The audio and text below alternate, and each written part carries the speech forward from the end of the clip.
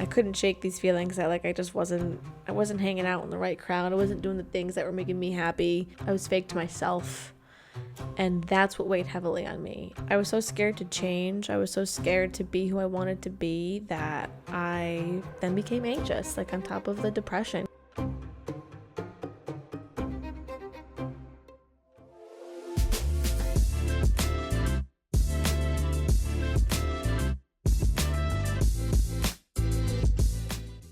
Hey everyone, welcome to the Highest Version Podcast. I'm your host, Randy Philivong, and on this podcast, we talk about falling in love with the process of getting better every day, becoming the highest version of ourselves.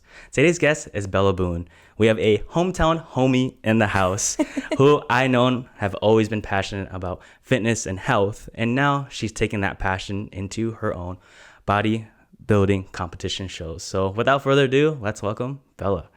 Hey, what's up? Hi. Long time no see. How are you? I'm great. How are you? We're getting through. Everything's good. There's a lot of Good. blessings, and I couldn't be any happier to have you on this pod for us to catch up and talk about your happy journey. to be here with you. I appreciate you asking me. So I want to start off with, how is your mental health nowadays? It's really good. And it's a big question. A big question for sure. Yes. But long and short, it's really good. And I say that acknowledging that not every day is perfect and not every moment is perfect, but that those not so great moments, whether it's like, work stress or whatever the case is kind of going on, whatever's going on that's maybe making the mental health not the best, that makes me appreciate, those moments make me appreciate the really good moments even more. Mm-hmm. So really good. Good. Yeah. Because I know that, we've had our own experience, our own conversations going Yeah. through a lot of struggles and hard stuff, and we're actually going to unpack that later on today. Awesome. But before we get into those, I want to feature the Funko Pop of the episode, and the Funko Pop I chose for you is actually my first buddy one. It's Moana and Pua. And the reason why I chose Moana and Pua is because when I think of Moana, I think of a very strong individual. She's a naturally born leader, and she's always she's just dedicated to the mission. And thinking about our friendship and just our experiences together, Yeah. that's you. Like when you put your mind to something, like you're gonna do it and do it in any way that you possibly can. And then the other connection was Pua. I know I grew up with one of your family dogs, Teddy. Yeah. Rest in peace to him, but he was your little companion, and I love being around him. So The little crazy guy. He was a crazy one for sure. He was. But at the end of the day, he always spread love to those around him. Yeah. A little warming up too in the first couple of moments. But he was a good dude. Yeah. R.I.P. Teddy. So I just want to get your quick reflections on just that similarities that I have between you and Moana. So, one, let me preface, I've actually never seen Moana. Really? Yeah, I haven't seen like a recent Disney movie in years. I'm like old school Disney. Yeah. Like Sleeping Beauty, we're talking. Mm-hmm. Which came out in like the 1950s, I think. But from what I gather from the movie and what you've said and the snippets that I have seen on social media, one, she's got a very funny character. Yeah. And she seems very bubbly and outgoing from what I can tell, which I feel like personality-wise, yeah, totally agree.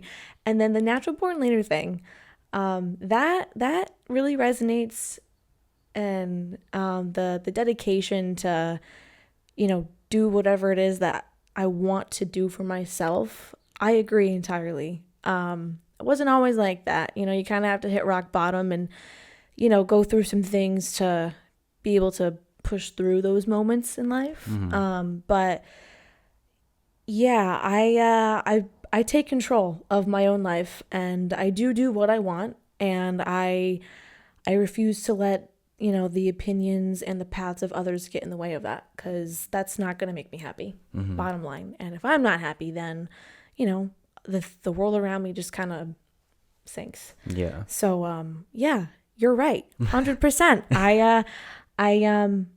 I really do try to take control of my life and do what's gonna fulfill me, and I'll do what it takes to make sure that happens, for sure. Yeah, Bella never falls short of that. All throughout high school, little bit after college. Never fell short of No. doing the Appreciate things that she that. wants, that she, you Yeah. want to achieve. So, and that's why that's why you're here talking Right. about your journey and all those growing pains. So Yeah. I think an appropriate first question is, where did your passion for fitness and health come from? That's a great question, Randy. And I get asked that pretty frequently.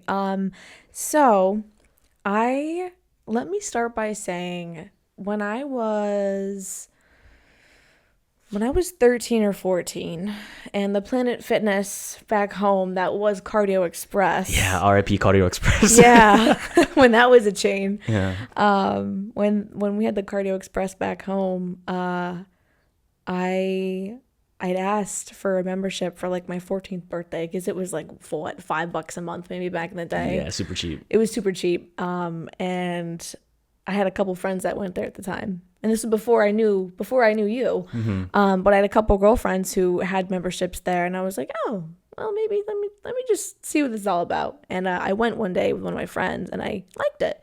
And then that's when, for my 14th birthday or whatever the age cutoff was back then, I was like, I'm not really kind of beyond the point of like toys and presents, things like that. My parents had asked, and I was like, what about like a $5 a month membership until I can work, until I get my first job? And they were like, okay. Oh, very unusual request, I got to right, say. Exactly. Right. So they got the membership for me in, August of 2015, I believe 2015. And I would go occasionally, like maybe 2-3 times a week after cross country practice. And I ended up really liking it. Granted, I didn't know what I was doing. Nobody knows what they're doing. Right. No one knows when you first start. Yeah. But I liked it. It was a time for me just to kind of put my headphones in, shut the rest of the world off, and just do whatever. Yeah. And just try something new. And then eventually it became an escape. It became an escape from, the stress of school and the stress of competing in sports. As much as I loved, cross country and track in high school, there was pressure. Oh yeah. And then junior year rolls around in high school, usually everyone's most difficult year with, what are you going to do after high school? Are you going to go the college route? Are you going to, go to trade school, whatever the case is? And I didn't really know what I wanted to do for the longest time. And I didn't really have like one sport that I loved all throughout my childhood either. I kind of bounced, and I wasn't really like loving the running scene as much anymore. And I was like, well, I have to keep myself active somehow. Yeah. So I actually pulled the plug on the sports altogether in high school, got my first job waitressing tables, and then I was in the gym 5-6 days a week. And that was my escape from the stress of, the working with the general public as a waitress can sometimes kind of be stressful. Oh yeah. And then, college applications are very stressful, and just like navigating through your emotions. We're so young, and, you don't really have the best sense of who you are, where you want to be, what you want to do. And that can really mess with you mentally. And it was for me for sure. So the gym became my escape from all of that, from the SAT prep, from just like final exams, from, a way to decompress after, waitressing for 6, 7, 8 hours. Yeah. It just was like it just helped me find just peace. And it became something more than just, oh, I'm just going to go because my girlfriends go. Yeah. It became so much more than that. And then that's where I really found what I was into. And I was like, this is what I want to do. This is what I want to do for the rest of my life, essentially. So to answer your question, long and short, that's it. Do you remember those when your girlfriend at that time brought you to the gym? Like, do you remember, guys, do you remember like what exercise you were doing? Like, no, if I had to guess, probably just hop on the treadmill, honestly. Cardio. Everyone's a cardio bunny when they first start, right? Yeah. I shouldn't say everyone, but because you just don't know. Right. You don't know how to use the lat pull down. You don't know how to use the leg press or how to safely unhook a Smith machine. Yeah. Or you just, let alone like an actual squat rack. Yeah. You know what I mean? So I if I had to guess, probably just treadmill for 2 hours. I mean, you were already doing running, Right, so like right. it kind of makes sense. Right. What was an extra 2 hours? No, I'm kidding. Definitely was not 2 hours of running. No. Rest assured. But that's that's a great question. I don't remember. Because I know when my brother took me for the first time, I think it was like either shoulders or chest or biceps. You know, something that, you know, as guys would go to first, like, oh, like this is what you work on. You know what I mean? Right. I remember, this is a side tangent, but I remember at Big Sky, which is where you work. Yeah. That there's like the glute bridge machine, or the glute bridge machine. I got stuck on that. Because I couldn't push up enough to put the handle in. So if you guys are just listening to me, so when the glute machine or glute bridge machine, I don't know what to call it. I think it's the hip thrust. Yes, hip thrust. Because now we actually do have like an actual glute bridge machine. Okay. We have a glute lab. We have a glute lab. Now we have a glute lab, like an official glute lab at the Big Sky. Crazy how, you know, time changes that, right? Right. Yeah. Oh, yeah. Because everyone, sorry. For aesthetical purposes. Yes. That's been the trend with females usually, or women usually. Right. And you know, being one, I can't confirm that, you know, it's a thing. But now I know the exact hip thrust machine you're talking about, because I'm, for the record, 5'1". Right. Okay. I'm 5'1", so I can't use that. I've tried, and I actually ended up putting like two like 25-pound plates on the platform, but we didn't have the glute lab, so I could get up and unhook it safely. But it's so funny. I know exactly the machine you're talking about. The guy literally came. He was like, he had to help me. Oh no! I was like, thanks, guy. I was thanks, man. I appreciate it. And I was like, how do you use this machine? You know, when you look at it, like, you know, when someone doesn't know how to, when they're like walking around it, they're like trying to look at the picture, but that picture is all scratched out because it's all crazy. So funny. Side tangent. All right, just to go back. I mean, we all know like fitness and lifting, running, any physical exercises can kind of bring us out of the situations that we're in, or maybe the stress. It's a good way to release dopamine and the good hormones. Exactly, the good hormones, and kind of bring yourself back, I guess, just to a different world where you feel like you're at your happiest. Exactly. When you were saying that, what was a crazy thought that I had, I was like, yes, I do zone out, but I also in the beginning had the fear that people were judging me too. Yeah. So like I would put my headphones in, but I would still have darting eyes to be like, oh, am I being judged or not? Like you're on alert. Yeah, yeah. I totally get that. Well, I was also on I'm building up on it, but I was on the smaller end physique wise. So when I was ever doing something, like I would be like, oh, like, you know, this big dude in the gym probably just looks at me like oh, like whatever, you know what I mean? But in reality, is like the big dudes are like the most fit people in the gym are actually the most helpful. Yeah, they are. Yeah, for sure, So I guess what's your reactions to me saying like, oh, like I understand that it does put you in a space and zones you out, but there's also that fear too that hops in. Yeah, and I still get that to this day at times, for sure. I know we'll talk more about this in a little bit, but one of the things that my competition prep coach wanted me to do was practice my posing routine in between my sets. And you know, I carry myself pretty confidently. I've been there for a long time. I've been lifting for a long time, but with the bikini prep comp posing stuff, like practicing that in a crowded gym in between sets, and not, you know, those thoughts cross my mind like, oh gosh, people are probably like looking and questioning and just, you know, not maybe some people are passing judgments, and if they are, whatever, but so I hadn't felt that feeling in a long time until recently, and that was like a feeling I had to kind of revisit with myself, for sure, so I can, in a different way, I can understand that. Just the darting eyes. How did you battle, I guess, that those thoughts, that kind of thought? Yeah, good question. So fake it till you make it. You got to fake that confidence, and it's easier said than done. And you almost have to like practice confidence, especially there have been times when I had very, very low self-esteem, low confidence, things like that.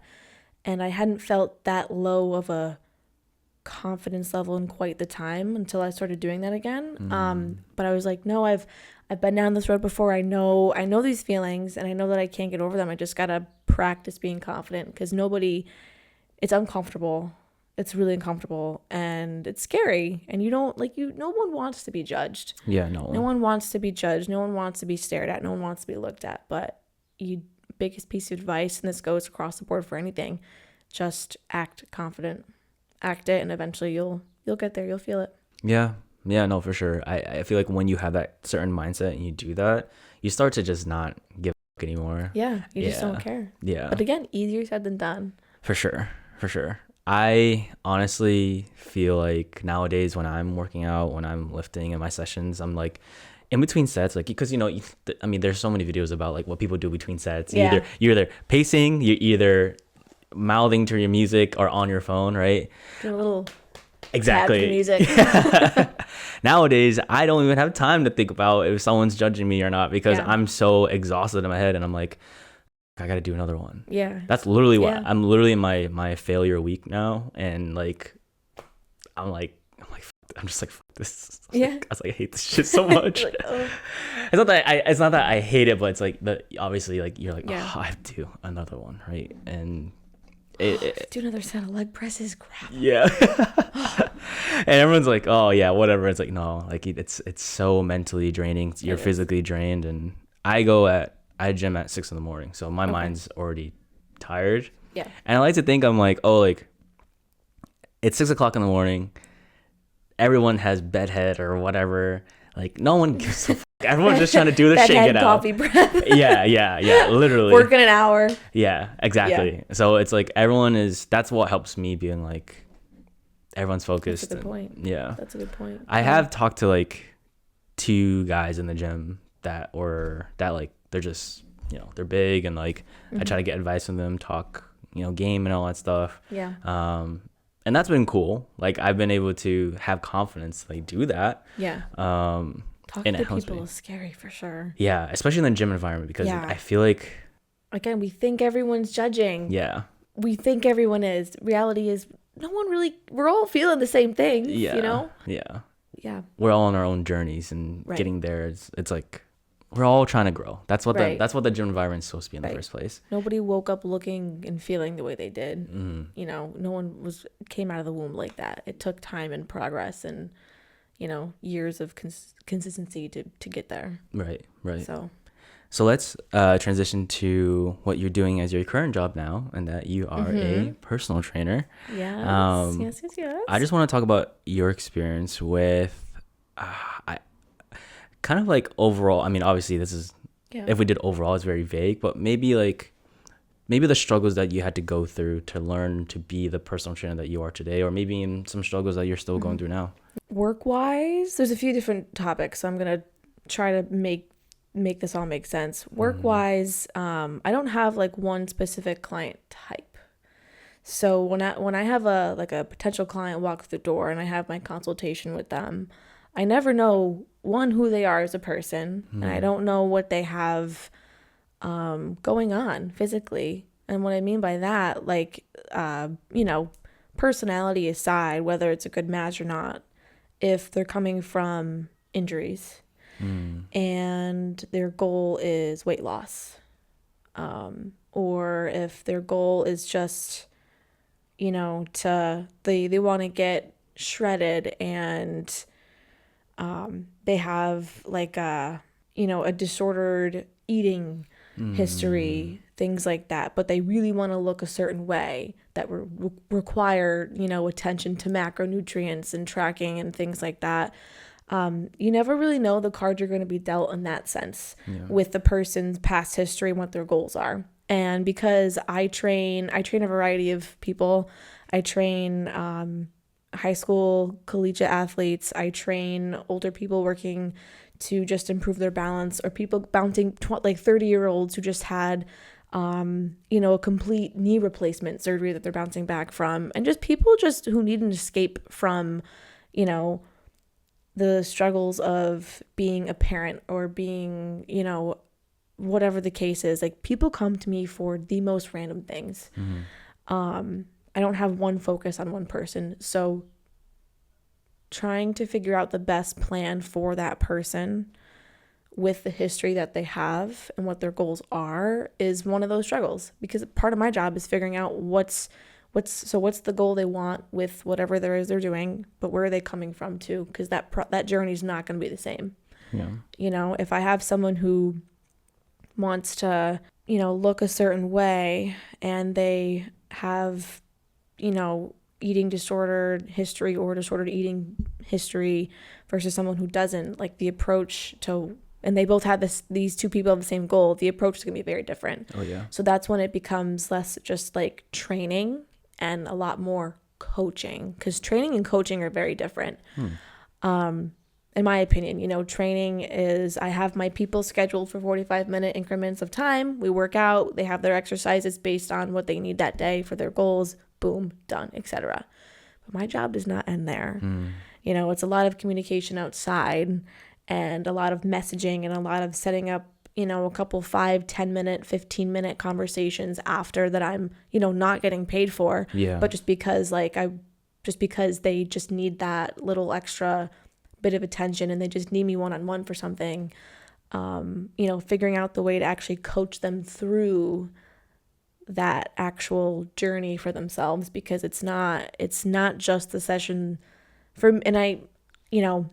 not everyone sees it this way in my profession, but it's not just the session that I'm there for, it's the coaching outside of it that matters. So, like, that's the biggest struggle, to answer your question, honestly. Figuring out the best path for each person with where they are today and with the history they've had and where they want to be. That's the most struggle. That's like the struggle with my job. Yeah. Figuring that out. And that is my job. Yeah. Not just program design for workouts.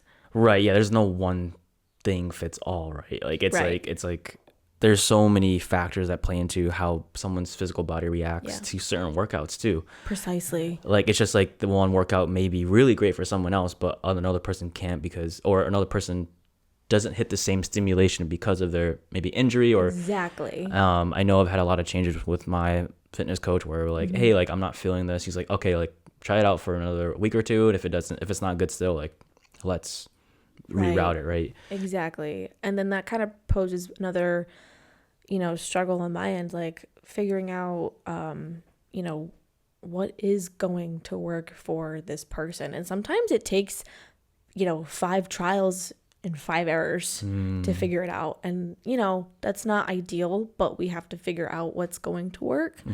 And then then that becomes like, that's when I get in my head about things and I make it like, oh crap, like, I'm not doing my job well. I'm like failing this person. They hired me, they're paying me, they're investing their time and money in me for a reason. They're not getting those results. And that's when I have to like step back and be like, no, now you're making it a you, like, don't make it a you thing. This is about them. You care so much and that's showing, but you got to pull that pressure and pull that off yourself, because that's going to affect you negatively. And then if you're affecting yourself negatively, you're going to portray that when you are with them in person. And that's just, it's not fair to anyone. Yeah. So then it's like a little reality check for me. Hey, don't get too gung-ho. You're going to figure out what's going to work for them. You've done it before. You'll do it again. Yeah, for me, I feel like you've always had a lot of empathy for people, especially I'm pretty sure you have a strong care for your clients. Yeah. And when things don't exactly go as planned, I can imagine how, hurtful that is to just yourself. How do you kind of pull yourself out of taking that too personally? That's a great question. So there's a few things, I guess, with that. So I guess first things first, I would like to think that I'm pretty aware of, nowadays I'm in tune and aware of my emotions. So when I do start to get frustrated with, my lack of success in terms of strategies for them, that's when I have to physically, like, at the end of my workday, sit myself down for like 5 minutes and just write. And I'm a big journaler. I will write down in my own personal journal, hey, this approach didn't work for this person. It makes me feel like this. And I'm just really frustrated. And I'll write down like, you know, exactly how I'm feeling. And, you know, it usually along the lines of frustrated. I'm pissed off with myself. I feel like a failure as a trainer. I feel like, you know, I'm failing my client. I'm just sucking at I suck. You know, I suck.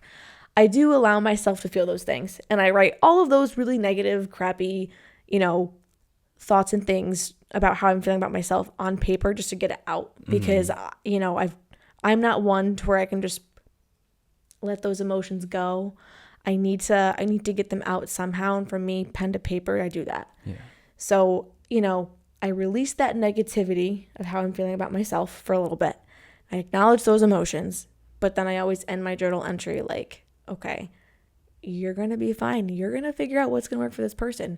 Do more research, you know, I'll write down like the next set of questions that I need to ask my client to get a better feel for what's going on behind the scenes. And then once I get those negative thoughts out on physical paper and I end my journal entry for the day with good thoughts and solutions, that brings me back to reality. Like I'm not a crappy trainer. You know, I can do this. This is honestly not the most troubling situation that I've had to deal with before. Let's try this approach. And I literally write all those things on paper and it just brings me back to reality. And I'm like, oh, I actually do my job well. And I change lives, I save lives. And, you know, gotta get out of your own head, B. You're going to be just fine. You're going to help that person. And that's how I do it. I think it's amazing practice that you've had to kind of counteract just those negative thoughts. Like I think we both know that we are our own harshest critics, and you pride yourself off of success, not only success in life in general, but success as a trainer, because, you know, like we talked about before, you're trying to figure out what you were doing, and then you found this passion for fitness and health, and now it's become, you know, your whole life, essentially. Basically. Yeah. And I think it's amazing that you touch on the journaling part, because there's such a power to journaling that not a lot of people, I think there's a negative connotation about journaling sometimes when it's like, oh, dear diary, especially if you're a guy, right? It's like, oh, I'm not gonna write dear diary or whatever. Well, it's like, okay, well, you don't. It's just a platform for you to get your words out. Yeah. And I definitely do always feel better when my words are out and get out, because if you're holding it, and for me, being in a first gen immigrant, you know, first gen Asian American, like immigrant parents, like it's always been taught to just keep it bottled up, and when I don't release it, I like blow up at the wrong points. Right. Absolutely. So I think that's a great example of just how important journaling can be, and how much of a efficient tool that it can be for your own mental health. So I want to transition into what you're preparing for now, and by this time the episode comes out, you know, you're going to be done with it. Just like the prep for a bodybuilding show, I mean, come on, like there's so much that you have to go through mentally and physically that not a lot of us get to experience. Talk to us about your journey just on this, why you decided to do it, just the whole journey. So let's actually take a trip down to memory lane again. 2020. Okay, so 5 years ago. I forget how I came across this on YouTube, but I came across this YouTuber who is actually my prep coach now, Lexi Maitland. She's based off in Tampa. Yes, trainer Bella does have a coach. She has an online coach. And I was watching one of her YouTube videos on something. I don't know if it was even related to prep, like a bikini prep or whatever, but I just love the energy she had. And I considered, and then I just like kind of did my research about her and all that stuff, and found out she was a bikini prep athlete and a prep coach and whatever. And I watched like her bodybuilding show, like vlogs and show day experiences on YouTube, just to kind of pass time. You know, we all find our group of YouTubers at one time or another. Right. And she was one that I just kind of followed. And I was like, I think I might want to do a bodybuilding show. But I had no idea what this work entailed. And I was like, I don't need a coach. I don't need anything. I can do it all on my own. I got this shit. Yeah, like I got this shit. And this was like in January of 2020. So before. Oh yeah, that's even this before was lockdown. the lockdown. So I remember like at a darty I was at. I was Okay. at a. It was at like a. It was a dart. It was a darty. I wasn't. There was like hot dogs and burgers at this darty, and amongst everything else, right? And I remember eating like ground chicken. Like This dark, you brought your own. I brought my own ground chicken. Oh shit! Because I was like, I'm gonna do a show. I'm gonna do a show. And but like I didn't have a show day picked out. I didn't have a suit. I didn't know what I was doing. All I knew is I had to cut calories and just work out. Yeah. But it's so much more than that, you guys. It really is. But that's what I was doing because I thought I knew what I was doing then. And I was like prepping. I don't even know if I was cutting weight how I should have for the show. I really don't recall that part of it. But then COVID happened. Everything shut down. So I was looking at a show in Connecticut. I want to say around like April time frame, and now it was February, March when all that went down. Yeah. And the shows, I believe, for the federation I was doing were canceled or like postponed or something. And I was like, whatever, I don't care. I'm not gonna do anymore. Yeah. That was it. Yeah. So I had like a little, taste of it back then. Didn't touch upon that dream at all of mine for the next 5 years. And then how I actually got into it with one of my friends that I met at the gym, who just had her first bodybuilding show actually last weekend. Yeah, she I forget how she met her coach. I think she met some girl at Big Sky, so my gym. She met some girl at our gym that we work out at together who did shows, and that competitor was like, you should come to my gym to try a workout, meet our prep coach, all that stuff. So my friend went to her that gym, ended up loving the atmosphere, whatever, and she just kind of talked about how she might be into doing a show and all these things, and that just kind of sparked my interest again. And because like I was already in the habit of like tracking my macros, and things like that, and I had made the gym my lifestyle for the last almost 10 years at right that now. point, 10 years. I'll be 24 in a month and a half, so yeah, I'm coming up on my own 10-year anniversary. And that just kind of sparked my interest again. And this time I was like, no, I need to hire a coach. And so I found Lexi, my the YouTuber from way back when. I found her Instagram and I applied for her coaching, and we had our consultation, and I did actually a couple other consultations with a couple other coaches, but she was the one I just knew. Like when you know. Yeah. I loved her the second that I saw her presence on YouTube, and when we spoke, I was like, oh my God, I want her. I want her as my coach. So I let the other coaches know, and then Lexi and I have been working together for the last 9 months, and I started working with her in Thanksgiving of last year. Okay. What a time to start. What a period to start. So what we were doing was we were adding in calories, as many as we possibly could. So when I did get close to my show day, I wasn't at a severely low amount of calories. Okay. So we pushed food, and I was actually dropping weight at, I kid you not, 2,700 calories. What? Yes. How do you do that? Reverse dieting. Okay. Like my weight I was not gaining weight. I was not gaining weight when that was happening. Okay. And I had just come off of like my own little mini cut. Yeah. So, that plays a role in it too, obviously. But yeah, we were pushing calories, and I wasn't gaining weight. I wasn't gaining.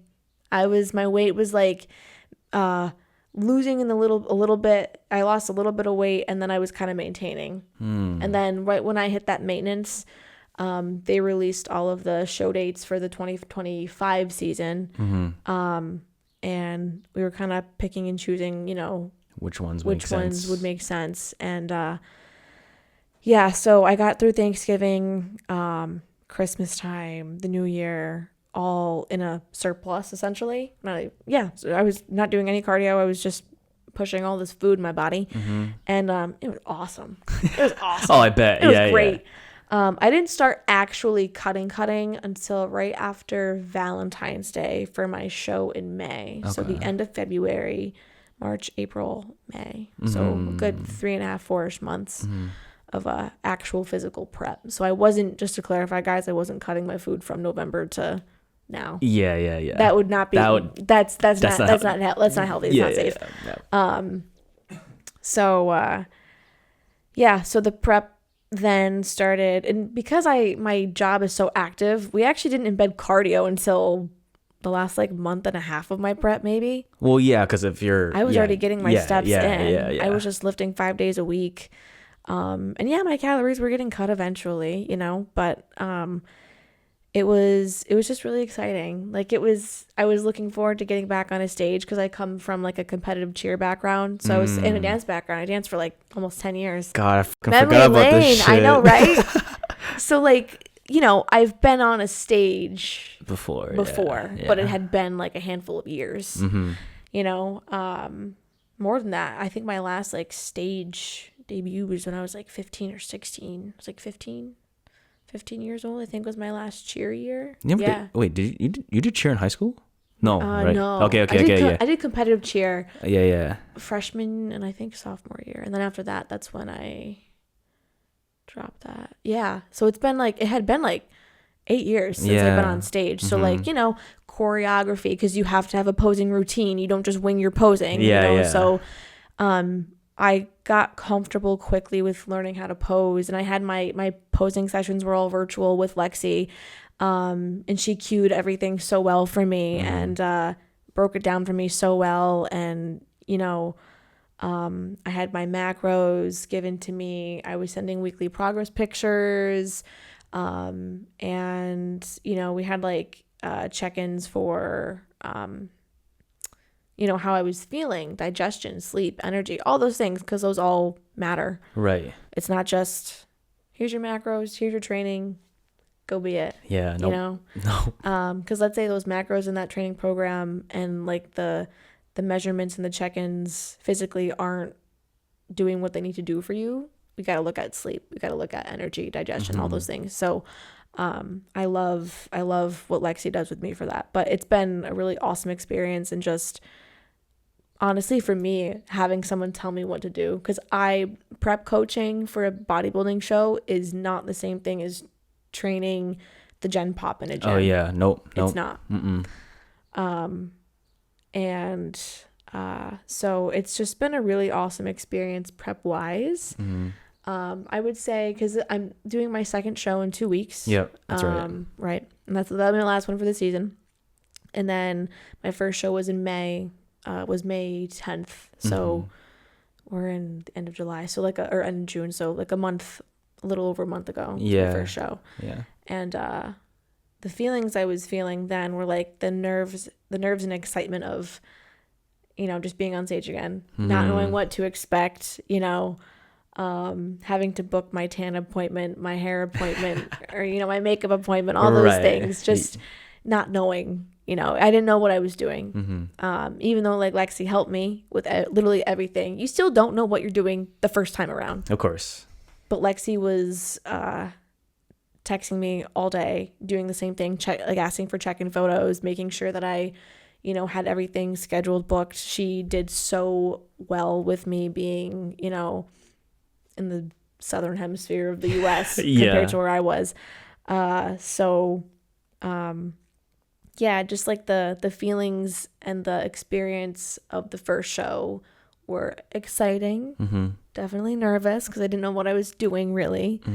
And then the feelings between the first one and this one are,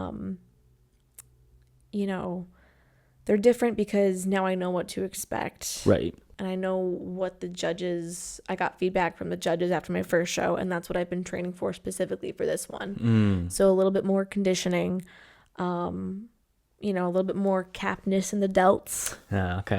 That's what my specific category looks for. And just not leaving any stone unturned, because now obviously every show runs differently, but I have an idea of what to expect. So really just having a solid posing routine and taking the judges' feedback from my first show and implementing that and having more of like a concrete goal. Like let's do this because now you know what you need to do and this is your last one for the year. Yeah. So let's execute it. Right. Execute the shit out of it. Mm-hmm. So that's kind of the difference. Yeah, I mean, posing's so tough. Like my friend, Oh, yeah. we had a workout session, and he was like, he's like, let's like try some posing, because I sent him like progress videos and stuff like that. Yeah. Yeah. So you get that side of it. You totally get that. Yeah. And I'm like, am I even doing something right now? Yeah. And like, am I actually What am I showing? supposed to feel? Yeah. Am I actually showing the muscles that I'm supposed to be feeling or showing and stuff like that? And it's hard. It really is. And I follow a guy named Ryan Year. He's out in Cali. He's a good friend. He's a good friend of one of my friends, and he just had a show today. Someone posted his like awesome routine and pose.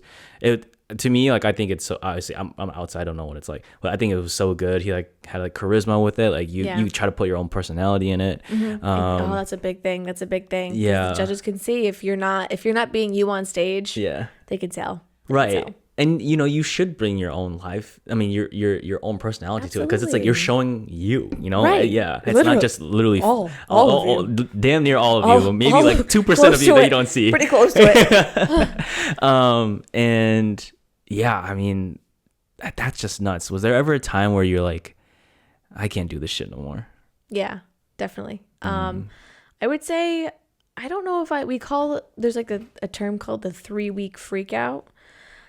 Okay. 3 weeks out from your show, usually you get in your head. You think you're not lean enough, or you think you're too lean. You're pretty run down mentally, physically. I didn't really experience that much within my first show. Okay. It was more this upcoming show, actually, that I started to really kind of lose my marbles a little bit. But it was happening around like week 4 for me. So like 2 weeks ago. Yeah. 2 weeks ago, just about, I was kind of hitting that spot. And I let my coach know. And she had one of her things is she'll send me like video responses after I do my check-ins. And her video response, it talked me off the ledge. Because I probably, for some background insight, like I had about 8 weeks in between my first and second show, and you're not, at least for me, I wasn't cutting. Like I have high carb days and I have like refeed days in my program. You could. Almost took down No, the you could. Just, I gotta fix that now. just the listeners will just hear a bunch of clatter in the background.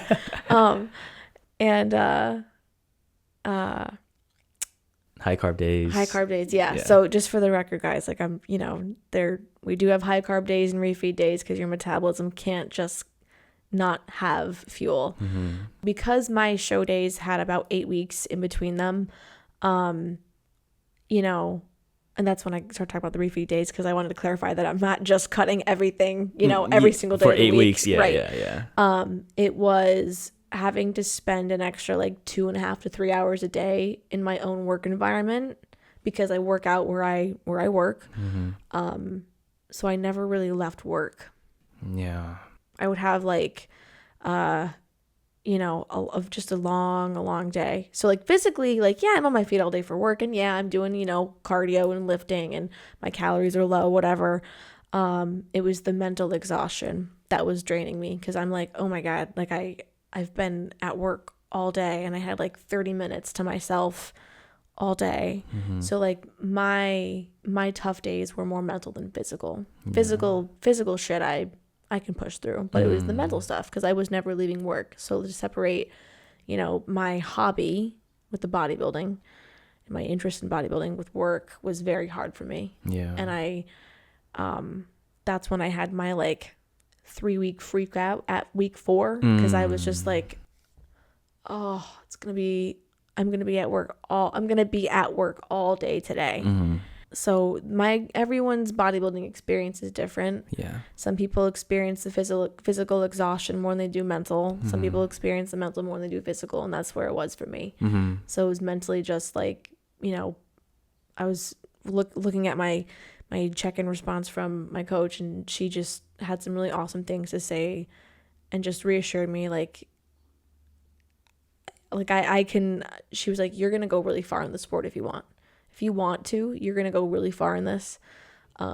She was obviously complimentary of the physique and all the work that I've been putting in to get my physique just to kind of boost my confidence a little bit. Right. But she was like, you're going to be fine. You're so close. You've, maybe we have to figure out some, and again, this is when going back to what I was saying about the difference between training and coaching, the coaching aspect of things, like what can we do solution wise to just help make you feel better mentally right now? That's what we talked about. And just kind of, she brought me back down to reality and back down to earth, because I was floating up in the clouds. Yeah. And I was kind of losing my marbles there for a moment. So that was my experience with like the tough days, being more mental than anything, and just not being able to separate work from my hobby. Right. Yeah, my friend, I had lunch with her yesterday, and she was talking about how we have 3 spaces in life. First place is our home. Second place is our work. And then third place is whatever, like could be the movie theater or whatever. Yeah, like more leisure stuff. Yeah. Yeah. So you combined your first and second one, and that's hard because it's just like draining. You don't get away from the thing that you are constantly working on, and you really do need a break. Not to say this is the same level, but like sometimes with remote work, like if you work fully remote, like your home is your place too, and it's kind of hard. It's the same thing. That is the same thing. That is different scenarios, but the exact same. I know exactly what you mean. It's the same thing. Yeah, it's the same thing. Yeah, the same thing. And I think learning to really separate work from your home or your hobby, in both of our scenarios, it's really freaking hard. Yeah, and it can take its toll on you mentally, right? For sure. So I think having other things to look forward to, for sure. So the things that kind of obviously your coach was there to help you get you out of those tough days, mentally. Those moments when you were just on your own, when you were just by yourself. How did you get through it? How did you get through your own mental battle? Good question. Lots of outdoor time. Even if it wasn't sunny and, 75 or picture perfect weather, like New England doesn't even give us. Oh my gosh, we had a heat wave of 95 degrees and now we're back in 70 and rainy. Yeah. Ridiculous. I know. Anyways. So crazy. Anywho, raising my blood pressure just thinking about it. So I would go to, Valley Falls, right? The park. Yeah. Good times. Yep. So I would go for walks there. I love I do a lot of like outdoor walks on my own. And I'll leave my phone in my truck and I won't touch it because I'm like, I'll just need the car keys and I'm set. All I need is my keys so I can get into my truck when I leave, and that's it. But I'll leave everything else in the car. Yeah, please don't leave the keys in your car. Yeah, no, that would not be good. You shouldn't probably be leaving your phone or wallet in the car either, but anywho. Point being, I just didn't need that. Didn't need it. And I honestly, I know myself, and I know I'd find myself scrolling on social media when I just needed to be present, outside. So lots of outdoor walks, and then coffee shops and just reading. And I'm not having like all the sugary things. Right. But I'm good with just like a 12-ounce, little bit of almond milk and some sugar-free flavored syrup and just reading a book. Yeah. And just kind of, lollygagging for a couple hours. And that's been what's been helping me. That's what helped me, on my own. Because you asked, like, what do I do on my own? But another thing is making plans with friends. And granted, like, I'm not doing the same things, like, as I was when I'm not prepping for a show. Like, I'm not, going out to a pizza place and ordering a pizza. But, like, I actually like went out to a brewery with a couple clients. One of my friends that flew in from Florida, who he used to work at Big Sky with me. Okay. And we went to Urban Lodge actually in Manchester. I've never heard It's of a that cool place. It's place. a cool It's a place. cool like hip place, yeah. And while they ordered beers, whatever, I just had like a Diet Coke and a side of pickles, which sounds really weird. But I can't have pickles and I can't have Diet Coke because it just fit my meal plan. Yeah. And like just being in good company with people has been honestly probably the biggest support that I've needed mentally, just to kind of break away from working out and just the mental and physical struggles of prep. Yeah. So being around, but bottom line, what I'm doing on my own, the walks and like the coffee shops with the books, and then when I am with people, just that's been helping me tremendously. Yeah, leaning on community is huge. Yeah, absolutely. I mean, without them, like you can't the things that we do, like naturally, if we go it down to scientifically, like we are natural social creatures. Yeah. It's hard to get through things without a community. It's hard. Yes, we do a lot of things on our own. We should be proud of the things that we do on our own. Yeah. But you can't say there isn't someone along that journey that picked you up when you fell, or Right.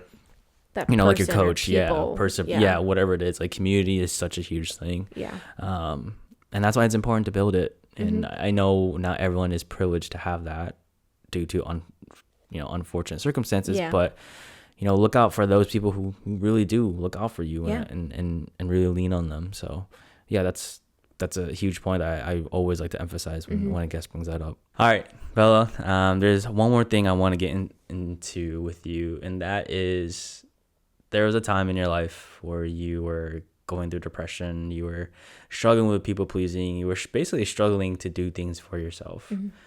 I don't think I've heard of this, at least through all our friendship. No. So I definitely want to unpack with you because Yeah. I feel like, the struggle of mental health, that's where this brand and podcast came from. Yeah. So I want to dive deep into, just like what happened and Yeah. the feelings you were going through. So let's travel back to high school. Let's travel back to middle school. Okay. In middle school, and I think a lot of people can say this,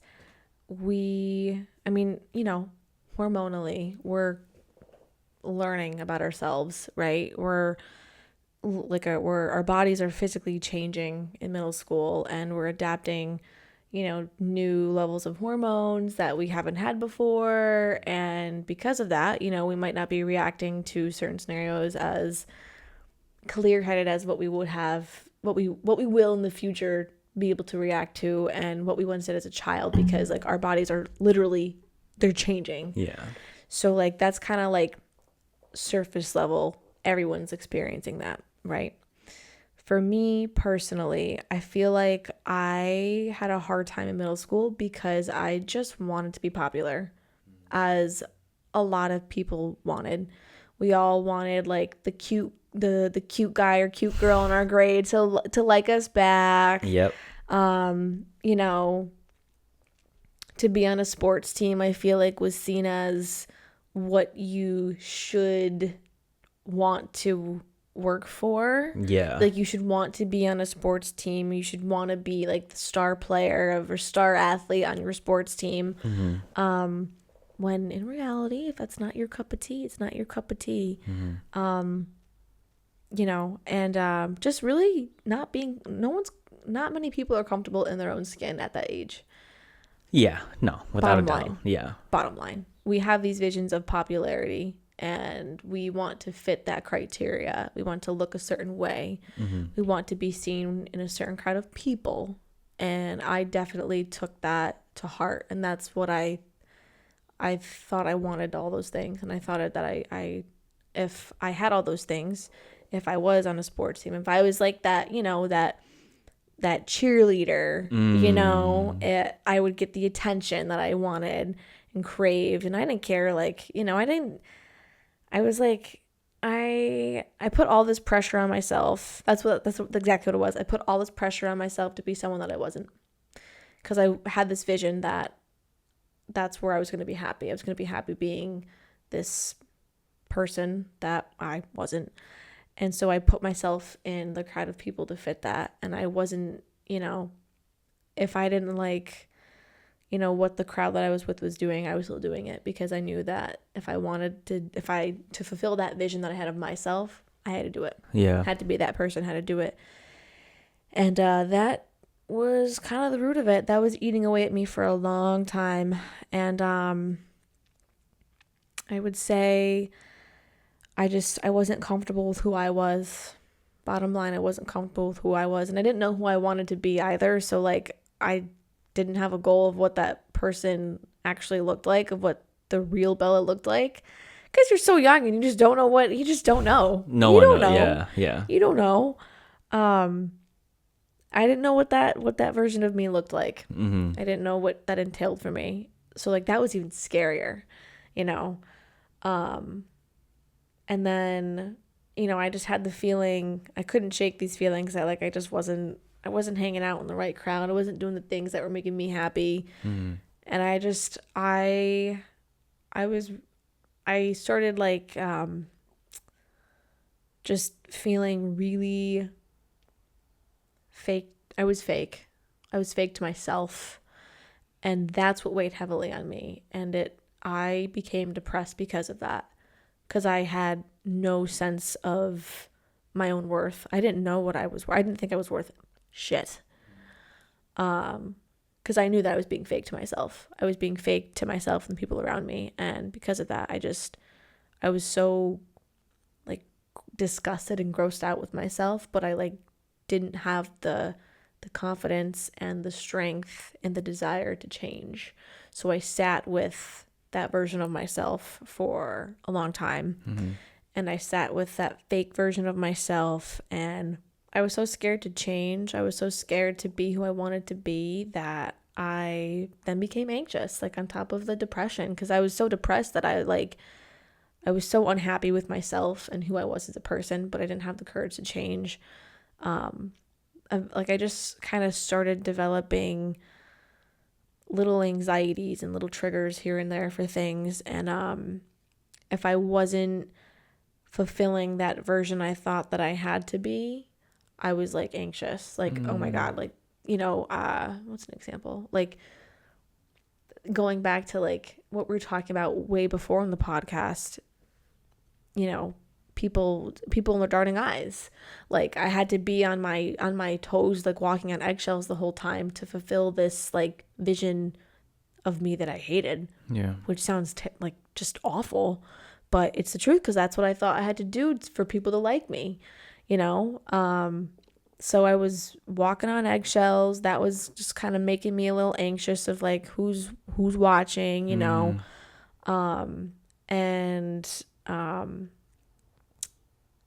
it was just a really sad time. It was sad because looking back, I'm like, I wish 20,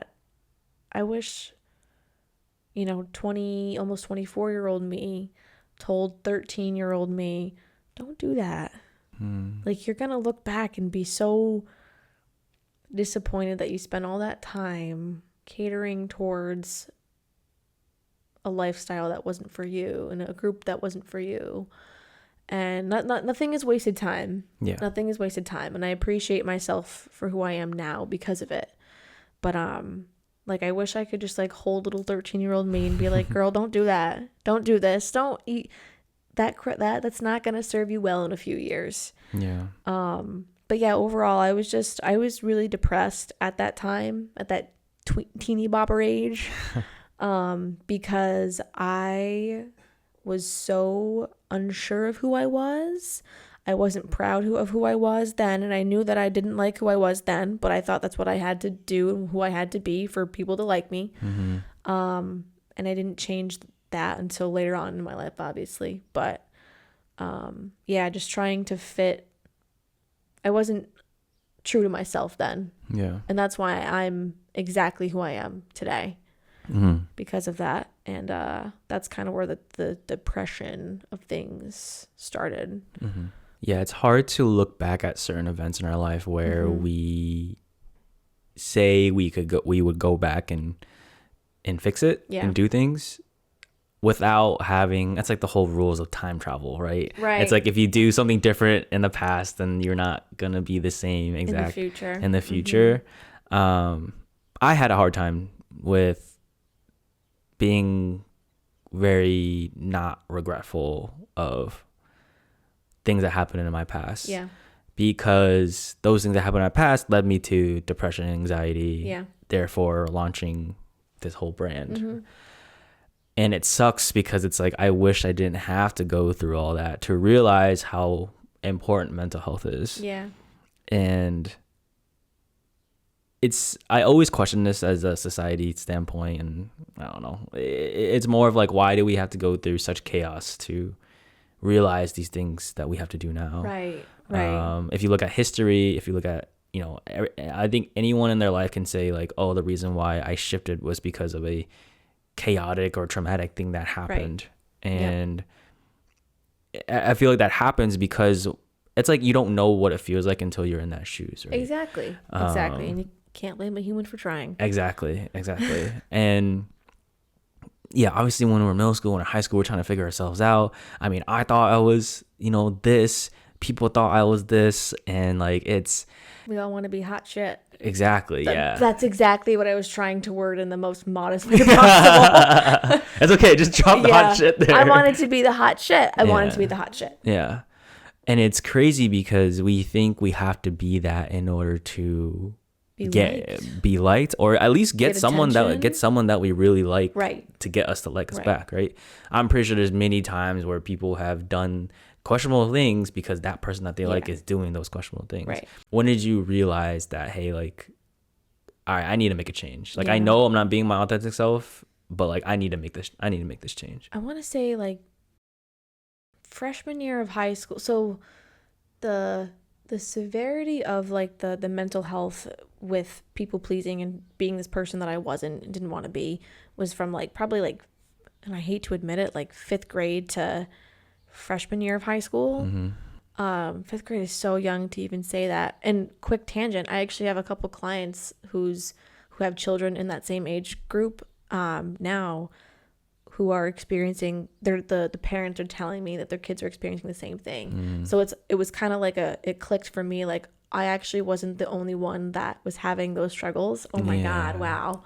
But back on track with that, it's from like 5th grade to freshman year of high school, and then by the end of freshman year I had a whole new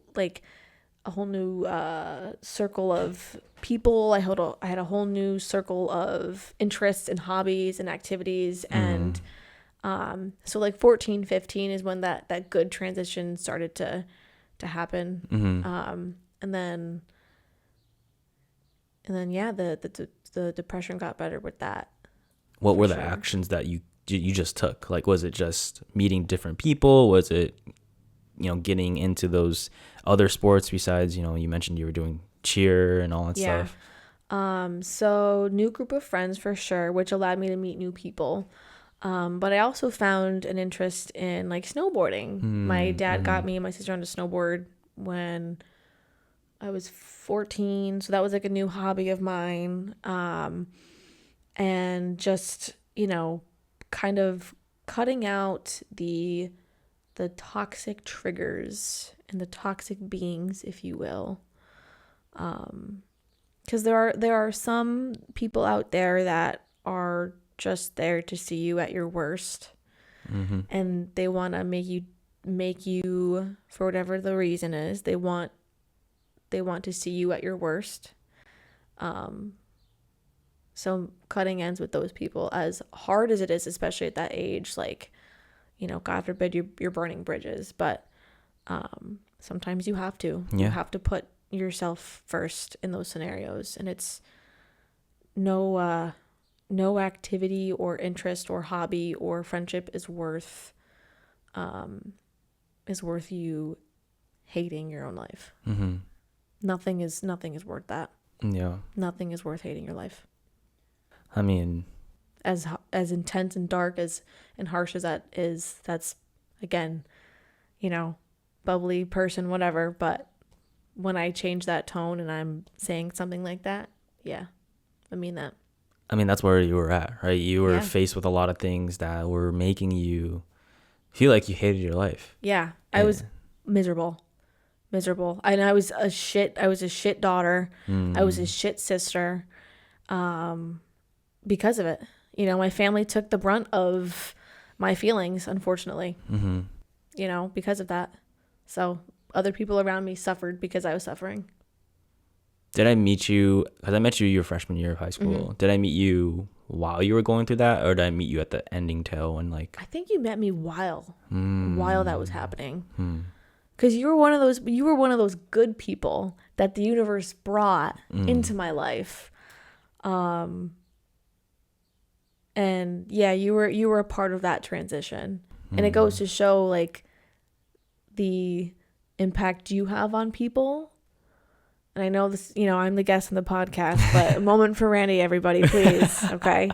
That goes to show like the good that the universe brought me in that time, and the fact that you do have an impact on people. Because here we are almost 10 years later. Crazy, yeah. You know, a couple gray hairs and a little bit of back pain occasionally later, but yeah. No, thank you. I mean, I appreciate that a lot. And it's crazy because I didn't know I was doing that for you. Obviously, we were good friends. So, like, I knew we were... To an extent, like, you know, just good vibes and whatnot. But. Yeah. But for me to be able to provide some clear space of, like, hey, like, you can be yourself here. You know, you're chill. Like, just do you, you know? You chill. Yeah. I mean, when we talk about high school, when we talk about our younger years, it's... obviously I share that same interest to be hot shit. I always looked at myself as the floater in high school. Like I had friends who were in the popular kids and all the jocks, but I was also in with, you know, quote unquote the nerds. Sorry friends, but like we were nerds. And that's fine because I didn't mind being that. I was like, I have a specific mission in school, and I also love being quote unquote nerd was like fun to me because we, you know, my friends were cool, and we did all, I guess, just the things that I liked doing myself, right? But there wasn't a time where I didn't feel like I mean, there was a time where I felt like I wasn't good enough, you know. There was definitely times where I didn't feel like I was good enough because of how I looked or how I wasn't popular or whatever like that. I hate to say, I don't want to call it high school norms, but like you see that is pretty common in that time because you're trying to figure yourself out. Hell, like I still you were talking about stuff like, oh, that you're like people pleasing, and you know, that's something that you had back then in 5th grade up until high school. Shit, I'm still going through that now. You know, we all are for sure. Yeah, it's again, it's practice. Easier said than done not to do that. And we're human. Yeah, you know, it's okay to not be perfect. It's okay to find yourself like people pleasing once in a while. Like those are just normal human things that happen for whatever the reason is, you know. But I think the main message is just like, don't do something that's just for someone else. Like you have your whole life ahead of you, and like you gotta make it your own. If you really are the artist, the painter, the writer to your whole entire life, and like don't give that paintbrush or pencil to someone else, because that's... Paint your own damn canvas. Yeah, exactly. Life is, you know, one of the things that we talked about prior to meeting today was, you know, I forget the exact wording, but you got to do what... I remember writing this. You got to do what makes you happy, along those lines. As cliche is what it said. Like, it's, you know, cliche. Yeah. You got to pursue what you want to pursue in your own life. You got to pursue the people you want to pursue. You got to pursue your own hobbies and interests. You cannot... It's uncomfortable and hard at times, but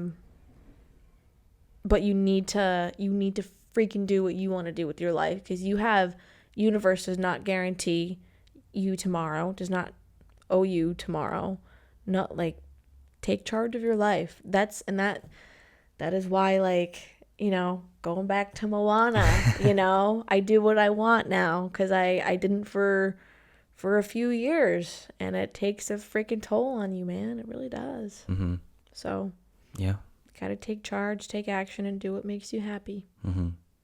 Yeah, build that life, because that's on you. Well, Bella, I mean, I'm so glad that you've been able to come on and talk about your journey, and obviously this is a time that we haven't seen each other in a while, and it's been know. good to still uncover stuff that Yeah. either walk down memory lane or uncover stuff I didn't know you were going Yeah. through. But I appreciate, no matter how long that we haven't talked or time, whatever, like We just pick up where we left off. exactly. And I think just the mindset, the mentality that you have about being on a mission and fighting through the hard things to get what you want, because they are growing pains, and that's what you want, and that's what comes with the journey. I think overall just an inspiring person to look at in terms of just like mindset and how to approach life. And I think you've given amazing things here, and I just want to thank you for traveling all the way up here and your time, please. and appreciate our friendship for such a long time now, going on to, like you said, 10 years. 10 years. Yeah, Just about 10 years. Yeah. Well, I appreciate you having me on your podcast today. It's been awesome. And it's everything that I could have asked for in my first podcast. Yay. But you're awesome. I mean that. And there's a lot of really awesome words to describe you, but like awesome is the word that I would say is just the best. Thank you. And everyone watching or listening can tend to that. And everyone who knows you personally too can also tend to that. But I really do appreciate you having me on here today, and I hope that someone out there can resonate and just, whether it be to take the day as it approaches, or just, use what we talked about today to build the confidence to create the life that they want, whatever it is. I hope that someone takes what we talked about today to heart. Yeah. So I want to get into questions from the audience. Yes. What's one common fitness myth that you've heard of? Cardio is not going cardio. The myth being that cardio is the answer to get that lean, toned, tight look you're looking for. Mm-hmm. While in some scenarios, in some populations, taking it from personal experience with like bodybuilding prep and stuff. But you need to have a foundation of muscle first off to actually get that lean look that you're looking for. If you just do cardio, you are going to lose the overall weight of your body, both fat and your lean weight on your body. To get that tight, lean, toned look you're looking for, you're going to have to actually put on weight and put on muscle first to get that, and then embedding cardio to get that. So like that's a myth, but also like, fact. Like you just, for people listening and watching, like if you're looking for that leaner look, that leaner toned, tighter look and appearance, like you can't just do cardio. You have to build muscle. You have to build strength up. You're going to have to eat, like a good amount of food for a long time and put yourself in that surplus before you can start cutting weight and go on a quote unquote cut to actually get that lean look you're looking for. You can't just do cardio and not have a foundation of muscle. Yeah. So fitness myth followed by, a solution. Sure. Yeah. Yeah. Anything fitness is not black and white, guys. There's so much shit to There it. is. There really is. And there's like, it's gray. Yeah. Every population is different, but every person is different. But generally speaking, you want to get that look, you can't just do cardio. You gotta go through phases of like bulking, maintaining, cutting, and put on overall weight and muscle before you can get that lean look you're looking for. Mm-hmm. So I hope that helps. No, definitely. The other question that someone had was, and this one's, I think, a definitely interesting one. What's been the worst part of your whole fitness journey? Oh, gosh. Oh, that's another really good question. The worst part about my whole fitness journey. Because that could be like a million different things. I guess like right now what I would say to that is honestly so for the record, I'm 23, I'll be 24 soon. For a while it felt like no one got me in that sense. No one in the age group, like age demographic, like kind of got that drive to just lift and like, you live that lifestyle, because you have to make some sacrifices in this industry. Right. And that was honestly the worst part for a long time because I felt kind of alone, but it was really because I hadn't met people in the gym. And then I met people in the gym, and now like I'm surrounded by people in the same age demographic and those not in the same age demographic that follow that lifestyle. So like that was the worst part because I was like alone lifting and I like didn't really have like many close friends. Like, because after high school, after college, your groups kind of change, the dynamics change. Right. So like when I was like 22, I like the worst part about my fitness journey was the fact that I was doing this by myself and I literally had no one with the same common interest. And then but then it wasn't like that at all. Actually, it was like, oh wait, no, you just didn't see I just didn't meet people. Yeah, you know what I mean? That's kind of like a really deep response, but now like my kind of surface level response is when the machine that I need is taken repeatedly. I go away for 5 minutes, go occupy my time doing something else, and someone else is already on it. And then I'm like, okay, I'll just I'll go just do something else, whatever. And then I'm like, oh shoot, I should have just waited. Someone else is already on it. You know what I mean? That's like surface level. So deep answer, not so deep answer. I so resonate on the surface level one because now that I do have I have a strict regimen, I was like I can't just do something else. Creature of habit, if you're programming your workouts how they should be, your programs aren't changing as frequently as what you think they are. So you're using the same equipment for the most part. Exactly. And God forbid that thing that you need is just take it over and over again. You're like, crap. And that's when you could just, ask to work in. Work in a set. But I know like not a lot of people, I mean, at least in Planet Fitness, I don't see a lot of people do that. But I've done it before for sure. And I have no problem doing it. Everyone that I work out, or everyone knows me because I work out and work in the same place that I've been at for the last almost like 2.5 years. So like it's not a big deal, but sometimes you just don't want to have that you just want to kind of do your own thing, and not have to like ask and interrupt someone else's workout, even if it is with a good intention like that. Yeah. So that's my surface level answer. Love it. So there's this new segment that I want to do, and actually I reached out to your sister and asked her to write a quick little letter for you. So am I gonna cry? So that's from Caitlin, your sister. Am I reading this out loud? Yes, please. Yes, please. Yes, okay. Please. Alrighty. I'm a sentimental slob, so I might cry. Oh God, just like the hi Bella. It's all right. Take your time. Hi Bella. I wanted to let you know that I am so proud of how far you have come and all that you've accomplished. You've done so many amazing things at such a young age, and it's so cool to see you thriving. Seeing how much hard work you put in for your bikini competition is inspiring, and you always do it with a little smile.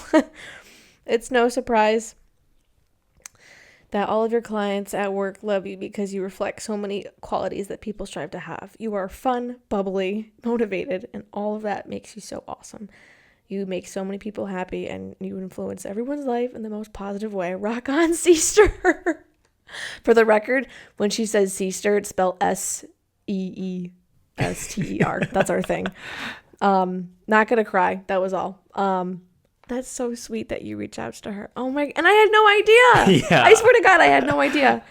Oh, can I keep this? Yes, of course, okay, of course. I'll keep this. And Thanks for pulling out the box of tissues. Yeah, I was like, I'm ready if you are. So yeah, this is something new that I'm doing because I believe in life that we don't tell people how much they impact us and how much we are grateful for them and the blessings that they have. And I think us as people also forget how much impact we do have on others. As someone who likes to be humble, likes to not exuberate my successes. Even though you should exuberate them a little bit more. Yes, I should. It's not what we're here to talk about. But I think this is a way for my guests to kind of give them a reality check and let them know how much of a great thing that they're doing and just how much good that they're doing in life. And this was inspired by a very famous podcaster, Jay Shetty, that he did this for a couple guests, and I think he's stopped it. I haven't tuned into a couple episodes, but this is something I really want to do because of wanting to show how much my guest impacts the people around in their life. I think it's a wonderful idea, and I'm just like I literally have no words. Like, yeah, truly, Randy, you are awesome. Thank you. This was a really, really nice thing, and the goal that you had for this successful. Yeah. I know you said there was no words for it, but just I guess some reflections here. Absolutely, I mean, you and your sister are super close, even though you guys grew up with struggle. Just want to get your thoughts. She's she, like I, briefly mentioned earlier on the podcast, my family took the brunt of my reaction and my, temper to my not so great moments in life, years ago. And obviously, like, families, they get the brunt of everything because you're in a small space with them for a long period of time. Right. But all we have is each other. We were just me and her growing up, me and Caitlin. And she's been a part of every milestone in my life. And she is a milestone for me. Becoming a big sister was a milestone for me. And if that doesn't go to show, like, how important she is to me and how much I appreciate this, I don't know what does, she's seen me at my worst, and I've seen her at her worst, and we've seen each other at our bests and everything in between. Mm-hmm. And she's been there for me in ways that other people could never, just because we have that one sibling bond, if you will. Yeah. She's one of my rocks. She is, and I hope that she can say the same for me. I'm sure she can. She should. But she's got a special place in my heart for sure. I'm glad that this could have that kind of effect, and and she was more than happy to help. So shout out, Caitlin, if you're listening to this. Thank you so much. So exciting. This is awesome. This is like the highlight of my week. One of them, at least. I've had a lot of highlights. One of them is being here. But yeah, that's awesome. It's a nice touch. Awesome. Okay, so Bella, let's get into the big 3 questions. These are the final 3 questions that will leave the final message with our viewers. Mm-hmm. My first question to you is, you mentioned this before, but if you could sit down with a young Bella, what would you do or say, or what interaction with that young Bella? I would sit her down and I would tell her, you have unlimited amount of potential. Anyone has unlimited amount of potential. You have unlimited amount of potential. Do what is going to make you feel happy and make you feel the most alive. Be with people who are going to make you happy and make you feel most alive. Life is way too short. You're going to experience some hardships. You're going to experience, deaths in the future. You're going to experience, just mental health struggles. You're going to experience a lot of bad things, a lot of sad things too, as everyone experiences in their life, unfortunately, at one point or another. There are going to be struggles, but if you can stay true to yourself and just do what's going to make you happy, be around with people who are going to make you happy and support you through those hard times, and just through day-to-day experiences and through the really awesome times, you're going to be a lot happier sooner. Going through all those crappy experiences in life, whether it is mental health or dealing with like the death of a loved one or a friend, or just, work stress, whatever the case is, just having those things and those people that make you happy and bring you peace is going to make you feel just that much better. So do that. Stay true to you, girl, because you life is too short. Universe does not owe you shit. The universe does not owe you shit. So like I knew when I was very young that I wanted tattoos, for example. So young Bella, if you want them, get them. That's okay. Just stay true to you. You're probably end up dyeing your hair pink in the future. Whatever the case is, just stay true to who you are. Do what's going to make you happy. Treat your body well, treat your mind well, because it's also going to play a huge role in just your overall happiness. Obviously, do things for people because you're a good person like that, but do things for yourself. Put yourself first when you need to, because you can't put yourself first. You can't help others if you can't help yourself first. Mm-hmm. So that's what I would tell her. Beautifully said. My second question to you is, what does becoming the highest version of yourself mean to you? And how are you doing that today? That's a really good question. Becoming the highest version of myself and what that means to me in this moment in time, it's, that same pattern that we've talked about today, just staying true to myself and my values. If something doesn't settle well with me, not going to do it. If it does, do it. Because again, life is too damn short and the universe does not owe me anything. So I gotta, what that means to me is just staying true to my values, staying true to myself, and trying to uplift as many people as I can in the process.